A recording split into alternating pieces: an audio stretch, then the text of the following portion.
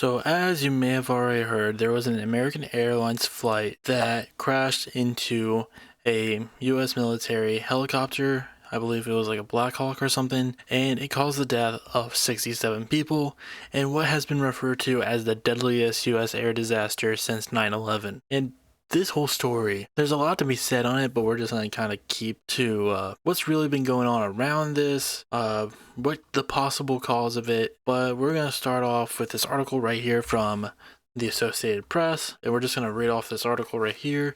A mid-air collision between an Army helicopter and a jetliner killed 67 people aboard the two aircraft, officials said Thursday, as they scrutinized the actions of a military pilot in the country's deadliest aviation disaster in almost a quarter century. At least 28 bodies were pulled from the icy waters of the Potomac's River after the helicopter apparently flew into the path of an American Airlines regional jet late Wednesday while it was landing at Ronald Reagan National Airport, just across the river from Washington, officials said. The plane carried 60 passengers and 4 crew members, and 3 soldiers were aboard the helicopter. President Donald Trump told a White House news conference that no one survived. We are at the point where we are switching from a rescue mission to a recovery operation, said John Doley, the fire chief in the National's capital. The crash occurred from 9 p.m. in some of the most tightly controlled and monitored airspace in the world, just over 3 miles south of the White House in the Capitol. Air crash investigations can take months, and federal investigators told reporters they would not speculate on the cause. National Transportation Safety Board investigators reported that the cockpit voice recorder and the flight data recorder from the Bombardier CRJ-700 airplane, agency spokesperson Peter Kunston said, "We were at the agency's labs for evaluation." The plane was found upside down in 3 sections in waist-deep water, and first responders were searching miles of the river. The helicopter wreckage was also found. Images from the river showed boats around the partially submerged wing and the mangled wreckage of a plane's fuselage. American Airlines CEO Robert Ohms said the plane was making a normal approach when the military aircraft came into the path of the jet. One air traffic controller was responsible for coordinating helicopter traffic and arriving and departing planes when the collision happened, according to a report by the Federal Aviation Administration that was obtained by the Associated Press. Those duties are often divided between 2 people, but the airport typically combines the rules at 9:30 p.m. once traffic begins to slow down. On Wednesday, the tower supervisor directed that they be combined earlier. So like this, mostly, the kind of downsizing that is going on within, traffic controllers, like regardless of what time it is, regardless of how slow traffic is, it still should be 2 people. The position configuration was not normal for the time of day and volume of traffic, the report said. A person familiar with the matter, however, said the tower staffing that night was at a normal level. The positions are regularly combined when controllers need to step away from the console for breaks, during shift changes, or when air traffic is slow, the person said, speaking on the condition of anonymity to discuss internal procedures. The Federal Aviation Administration has long struggled with the shortage of air traffic controllers. Officials said flight conditions were clear as the jet arrived from Wichita, Kansas, carrying, among others, a group of elite young figure skaters, their parents, coaches, and 4 union steam fitters from the Washington area. A top Army aviation official said the crew of the helicopter at Black Hawk was very experienced and familiar with the congested flying that occurs daily around the city. Both pilots had flown this specific route before.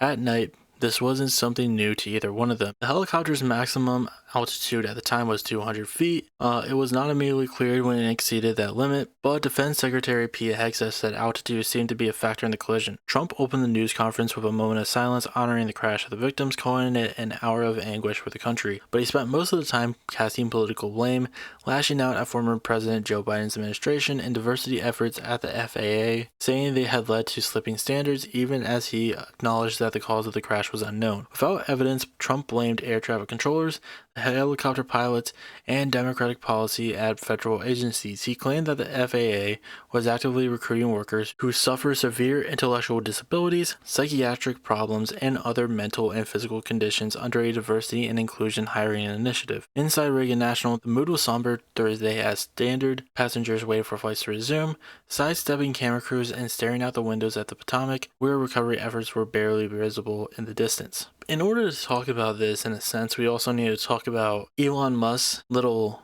feud that he had with the former FAA administration, because it does sort of play in a role with this. Even before emergency workers finished recovering the bodies of the 67 people who died in Wednesday's collision of a American Airlines flight and a U.S. Army Black Hawk helicopter, all eyes are turning to the FAA, Office of Accidental Investigation and Prevention. This office is responsible for looking into the cause of the crash, which occurred over the Potomac River near Washington, D.C. as the plane was preparing to land, and what can be done to improve safety in the future.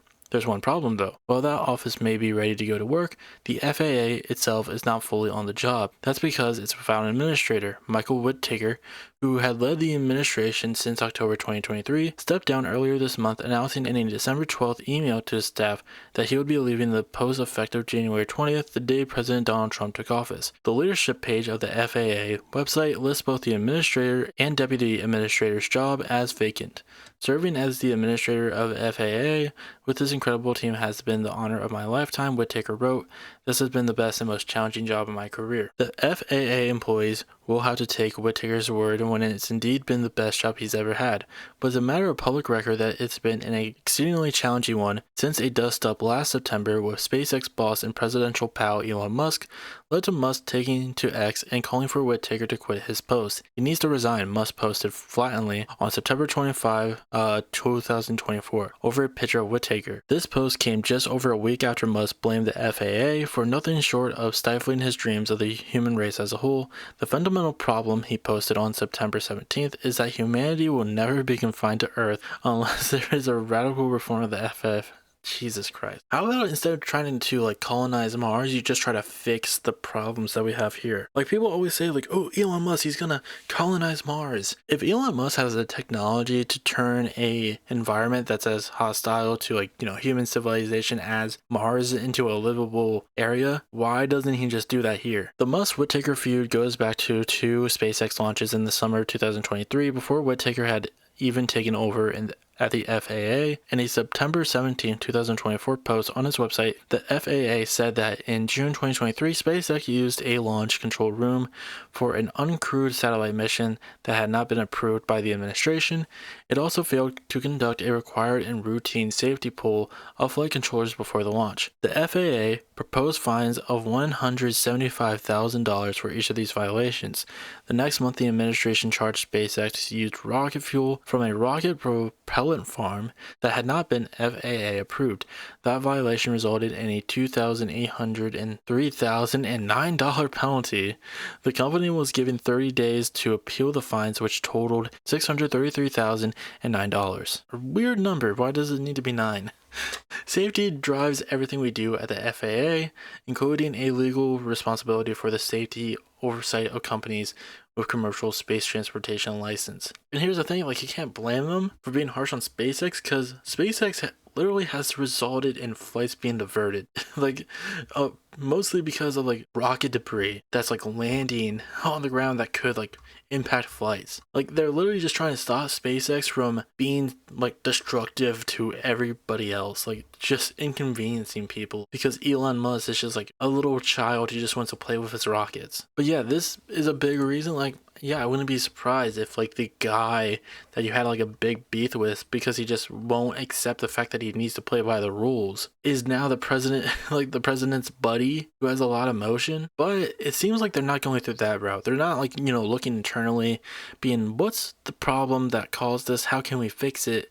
They're just looking for other stuff to blame. I speak to you this morning in an hour of anguish. We are one family, and today we are all heartbroken. We're all searching for answers. The FAA is actively recruiting workers who suffer severe intellectual disabilities, psychiatric problems, and other mental and physical conditions under a diversity and inclusion hiring initiative spelled out on the agency's website. Can you imagine? Are you saying this crash was somehow caused and the result of diversity hiring? And what evidence have you seen to support these claims? It just could have been. We have a high standard. We've had a much higher standard than anybody else. And there are things where you have to go by brain power. You have to go by psychological quality. And psychological quality is a very important element of it. These are various very powerful tests that we put to use, and they were terminated by Biden. And Biden went by a standard that's the exact opposite. So we don't know, but we do know that you had 2 planes at the same level. You had a helicopter and a plane. It shouldn't have happened. President, you have today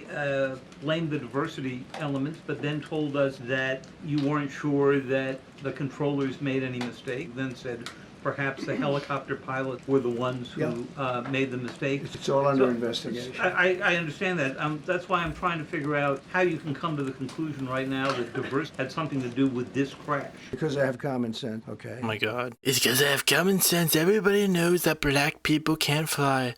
Which, by the way, if it seems to be right, the pilot for both the helicopter and the plane were white. So like, this really doesn't have anything to do with DEI. Like, it's very clear what it is, but they're just trying to stamp the DEI, like blame DEI on this when there's no need to. And this is how, it's just going to be moving forward. There, like, any problem you have is because of DEI. DEI caused this, and they're going to have to find a new excuse soon because they can't rely on that. Eventually, people, even, some of the dumb Trump supporters are going to be like, okay, you're just blaming everything on DEI. Like, okay, like at some point it's just gonna get tiring and people are gonna at least smarten up somewhat to what's going on. But it's completely disgusting that that's the route that they're taking with this, despite the fact that we now know that it had nothing to do with DEI, and obviously it fucking didn't. It had to do with downsizing. It had to deal with the fact that they were having one person do 2 jobs at once. And while this has nothing to really do with the story, I would be remiss to not talk about the plane that crashed in Philadelphia. This really has nothing to do with it, but it is sad to see 2 disastrous plane crashes back to back. But like, this really has nothing to do with the first one. I believe this was this was like a lot smaller plane. It wasn't, like an airliner, like an American Airlines flight. This was a medical transport jet. It wasn't, big one. Unfortunately, it had a child pilot, the mother of the child, and other people on board. Very, very sad to see. I just want to talk about this one because they were like not like right after one another, but like 2 disastrous plane crashes. And the reason why this one has been talked about a bit, this one was in a very populated area. Usually they're not. Yeah, I just want to talk about this one for a sec. But this one is like, it's obviously very disastrous and it's very newsworthy in the fact that like it's a very deadly air disaster. But the way that, the president is now trying to make it fucking, trying to blame it on diversity is insane. Like, that's his go-to. He's just like, yeah, blame it on diversity. It's all diversity's fault. It's insane. Like, this should be handled way better, and they're just like, no, it's black people, even though black people had nothing to do with it. People are gonna die, and they were just gonna have to blame minorities.